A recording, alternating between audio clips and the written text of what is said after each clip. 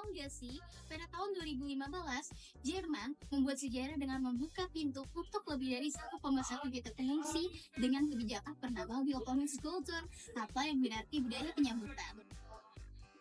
Nah, kebijakan ini tidak hanya mengubah hidup ribuan orang, tetapi juga menjadi contoh uji coba paradigma solidaritas dalam tata kelola pengungsi global.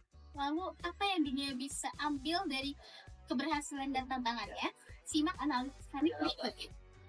Saat negara-negara Eropa lain memperkuat perbatasan, Kanselir Jerman kala itu, Wir haben so vieles geschafft, wir schaffen das. Wir schaffen das und wo uns etwas im Wege steht, muss es überwunden werden, muss daran gearbeitet werden und der Bund wird alles in seiner Macht Stehende tun, zusammen mit den Ländern, zusammen mit den Kommunen, genau das durchzusetzen. yang berarti kita bisa melakukan ini. Jerman menginvestasikan 20 miliar euro per tahun untuk program integrasi seperti pelatihan bahasa, akses pekerjaan, dan juga bantuan perumahan. Hasilnya sangat signifikan. Partisipasi ekonomi pengungsi naik dari 8% di tahun 2015 dan menjadi 35% di tahun 2018. Proyeksi tahun 2025 ini menunjukkan fungsi Suriah saja akan menyumbang 3,3 miliar euro untuk PDB Jerman. Meski Jerman dipuji, kebijakan ini menyoroti kegagalan sistem global. Fakta pahitnya, 85% pengungsi dunia ditampung oleh negara-negara berpenghasilan terendah ke menengah, seperti Lebanon, yang menampung satu pengungsi per 4 warga. Sementara negara maju hanya menerima 15%, investasi integrasi pun jadinya timpang. Jerman sanggup alokasikan 20 miliar euro per tahun, tapi Lebanon hanya 0,3 miliar euro per tahunnya. Akibatnya 80% pengungsi di sana hidup dalam kemiskinan. Tantangan juga muncul di dalam negeri Jerman. Infrastruktur kewalahan seperti 23% pengungsi masih tinggal di hunian darurat setelah 18 bulan. Diskriminasi sistematis dialami komunitas Roma meski berstatus warga Uni Eropa.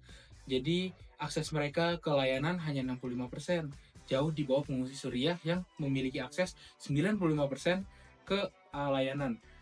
Ini membuktikan Willkommenskultur masih bersifat selektif. Lalu, bagaimana mentransformasi pelajaran Jerman ke tingkat global? Studi ini mengusulkan 4 saran utama. Yang pertama, adanya pendanaan mengikat. Global Compact on Refugees atau GCR gagal dalam penutupan dana, di mana terjadinya loss 44% pada tahun 2021, maka dari itu dibutuhkannya kontribusi dari negara maju. Yang kedua, adanya standar anti diskriminasi untuk melindungi kelompok dari ancaman seperti kelompok Roma. Lalu ada kemitraan multisektor, di mana melibatkan masyarakat sipil dan pekerja. Contohnya seperti 100.000 berlebih relawan di Jerman. Lalu yang terakhir adalah sistem data transparan. Ini memiliki arti adalah bisa memantau akses dan layanan dan akuntabilitas kebijakan. Yang tak kalah krusial yaitu peran media. Setelah insiden Cologne 2016, dukungan publik terhadap Willkommenskultur anjlok dari 67% jadi 32%. Dibutuhkan kerangka kolektif yang mengubah tata kelola pengungsi dari ketidakadilan menuju keberlanjutan. Sekian dari kami. Terima kasih.